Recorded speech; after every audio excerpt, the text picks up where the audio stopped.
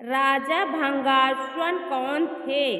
महाभारत के अनुशासन पर्व में मानव जीवन से जुड़े कई पहलुओं की चर्चा है। युधिष्ठिर को एक सवाल काफी लंबे समय से परेशान कर रहा था।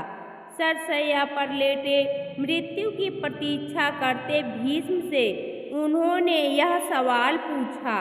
युधिष्ठिर ने भीष्म से पूछा कि सहवास के दौरान स्त्री पुरुष में से मिलन का सुख किसे ज्यादा होता है?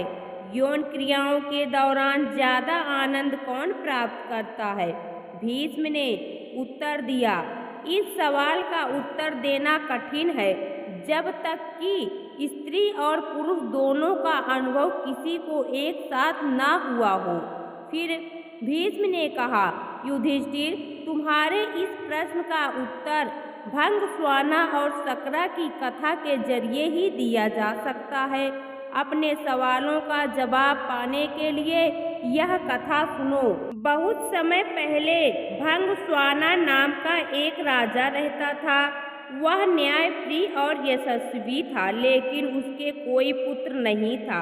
पुत्र की चाह में उस राजा ने अग्नि स्तुति अनुष्ठान किया। हवन में केवल अग्नि देवता का आदर हुआ था, इसलिए देवराज इंद्र काफी क्रोधित हो गए। इंद्र अपने गुस्से को निकालने के लिए दंड देना चाह रहे थे। एक दिन राजा शिकार पर निकला तो इंद्र ने राजा को सम्मोहित कर दिया। राजा भंगस्वाना जंगल में इधर उधर भटकने लगा। अपनी सम्मोहित हालत में वह सब सुध खो बैठा। न उसे दिशाएं समझ आ रही थीं और न ही अपने सैनिक दिखाई दे रहे थे। भूख प्यास ने उसे और व्याकुल कर दिया था। अचानक उसे एक छोटी सी नदी दिखाई दी जो किसी जादू सी सुंदर लग रही थी। राजा उस नदी की तरफ बढ़ा और पहले उसने अपने घोड़े को पानी पिलाया, फिर खुद पिया। जैसे ही राजा ने नदी के अंदर प्रवेश किया, पानी पिया, उसने देखा कि वह बदल रहा है। धीरे धीरे वह एक स्त्री में बदल गया। शर्म से ओझल वह राजा जोर जोर से विलाप करने लगा। उसे समझ नहीं आ रहा था कि ऐसा उसके साथ क्यों हुआ। राजा भंगस्वाना सोचने लगा, हे प्रभु, आदमी से औरत बन जाने के बाद मैं राज्य की जनता को क्या मुंह दिखाऊंगा?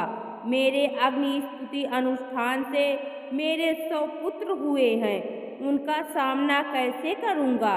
क्या कहूँगा? मेरी रानी महारानी जो मेरी प्रतीक्षा कर रही हैं, उनसे कैसे मिलूंगा? मेरे पौरुष के साथ साथ मेरा राजपाट सब चला जाएगा। स्त्री के रूप में जब राजा वापस पहुंचा तो उसे देखकर सभी लोग हैरान रह गए। राजा ने सभा बुलाई और फैसला सुनाते हुए कहा कि वह अब राजपाट छोड़कर बाकी जीवन जंगल में बिताएंगे। ऐसा कहकर वह राजा जंगल की तरफ प्रस्थान कर गया। वहां जाकर वह स्त्री रूप में एक तपस्वी के आश्रम में रहने लगी, जिनसे उसने कई पुत्रों को जन्म दिया। अपने उन पुत्रों को वह अपने पुराने राज्य ले गई और अनुष्ठान से हुए बच्चों से कहा, तुम मेरे पुत्र हो जब मैं एक पुरुष था, ये मेरे पुत्र हैं जब मैं एक स्त्री हूँ। तुम लोग मेरे राज्य को मिलकर संभालो। उसके बाद सभी भाई मिलकर रहने लगे। सबको सुख से जीवन व्यतीत करता देख देवराज इंद्र को गुस्सा आ रहा था। उनमें बदले की भावना फिर जागने लगी। इंद्र सोचने लगा कि राजा को स्त्री में बदलकर मैंने उसके साथ बुरे की जगह अच्छा कर दिया है। ऐसा कहकर इंद्र ने एक ब्राह्मण का रूप धरा और पहुंच गया राजा भंगस्वाना के राज्य में। वहां जाकर उसने सभी राजकुमारों को भड़का दिया। इंद्र के भड़काने की वजह से सभी भाई आपस में लड़ पड़े और एक दूसरे को मार डाला। जैसे ही भंगस्वाना को इस बात का पता चला, वह शोकाकुल हो गया। ब्राह्मण के रूप में इंद्र राजा के पास पहुंचा और पूछा कि वह क्यों रो रही है। भंगस्वाना ने रोते रोते पूरी घटना इंद्र को बताई तो इंद्र ने अपना असली रूप दिखाकर राजा को उसकी गलती के बारे में बताया। इंद्र बोले, हे स्त्री रूपी राजन, अपने बच्चों में से किन्हीं एक को जीवित कर लो। भंगस्वाना ने इंद्र से कहा, अगर ऐसी ही बात है तो मेरे उन पुत्रों को जीवित कर दो जिन्हें मैंने स्त्री की तरह पैदा किया है। इंद्र हैरान हो गए। इंद्र ने इसका कारण पूछा तो राजा ने जवाब दिया, हे इंद्र, एक स्त्री का प्रेम एक पुरुष के प्रेम से बहुत अधिक होता है, इसलिए मैं अपनी कोख से जन्मे बालकों का जीवन दान मांगती हूँ। राजा के सभी पुत्रों को जीवित कर दिया। उसके बाद इंद्र ने राजा को दोबारा पुरुष रूप देने की बात की। इंद्र बोले, तुमसे खुश होकर हे भंगस्वाना, मैं तुम्हें वापस पुरुष बनाना चाहता हूँ, पर राजा ने साफ मना कर दिया। स्त्री रूपी भंगस्वाना बोला, हे देवराज इंद्र, मैं स्त्री रूप में ही खुश हूँ और स्त्री ही रहना चाहता हूँ।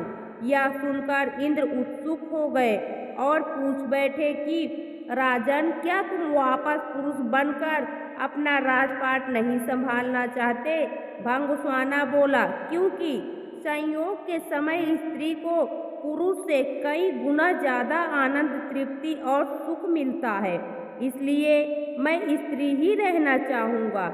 इंद्र ने तथास्तु कहा और वहाँ से प्रस्थान किया। दोस्तों, आपको यह पौराणिक कथा कैसी लगी कमेंट बॉक्स में ज़रूर बताएं। वीडियो को लाइक करें, शेयर करें और हमारे चैनल को सब्सक्राइब करना न भूलें। वीडियो देखने के लिए आपका बहुत बहुत धन्यवाद।